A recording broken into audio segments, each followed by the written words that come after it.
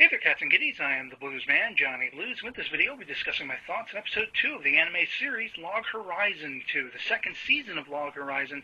And I found this episode to be absolutely intriguing when recollecting back to the earliest stages of Shiro's trying to orchestrate the foundation of the Round Table.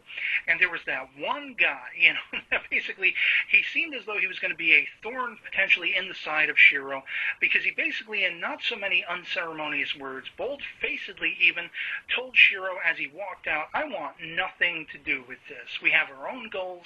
The Silver Sword Alliance, or Guild, whatever it was his guild. He's basically telling him, I don't want anything to do with this. Best to your own devices. We have our own plans, our own goals.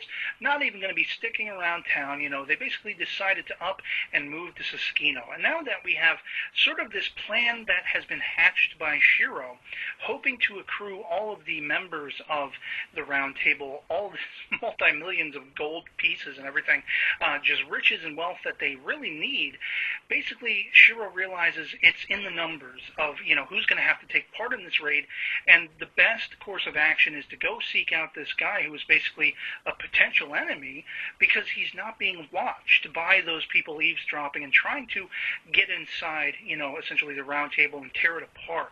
And what's even more intriguing is the fact that upon, seeing Shiro's face, whatever it is, William Massachusetts doesn't even need to hear it to agree to it.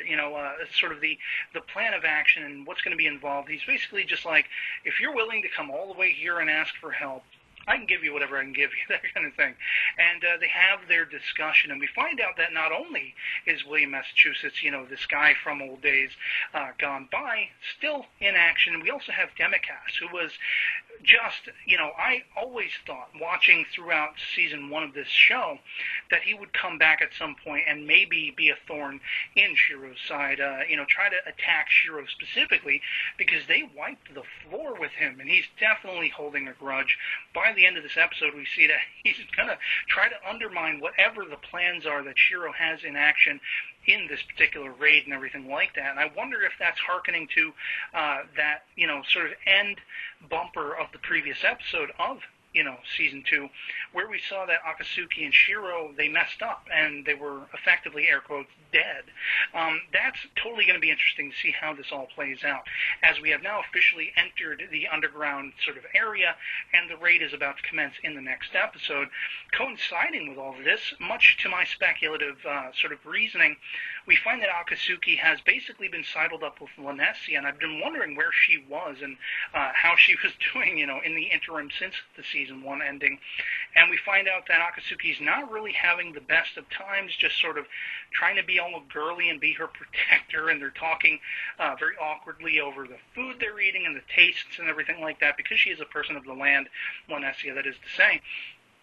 And there was this weird little sort of flash of, it seems like somebody might be tailing Akatsuki as she leaves, and she's going to that little weapons shop, or whatever you want to call it, and that guy kind of looks at her as if he's, maybe he's following her, has his sights on her, for an ominous reasoning, probably.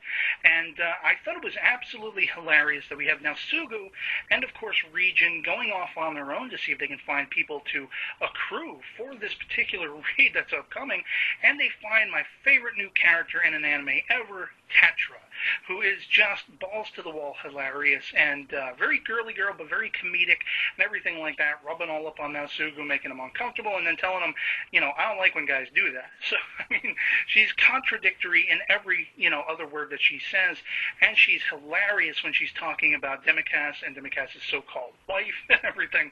Love that. Love her debut.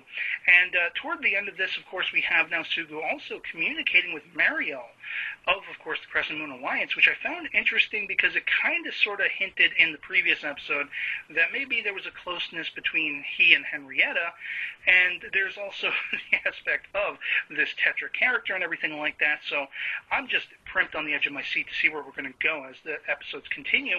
Also want to make a quick note to, basically I had a comment on my previous video talking about Konami, this character who I referenced as looking very much akin to Tifa Lockhart from Final Fantasy VII.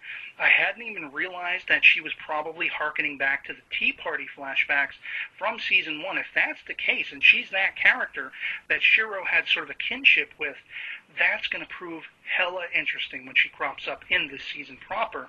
And I also had a comment talking about the character designs, because there is a different studio house, producing this season. Hadn't even really noticed that some of the character designs looked a little bit different or off from how they did in season 1. But yeah, I can acknowledge that now, and I'm really not that bothered by it, frankly. So yeah, I'm excited to see where we go from here. Love to hear from you guys in the comments below what you thought of this episode if you've seen it. And otherwise, I hope this video finds you well, and I'll catch you all later. Peace.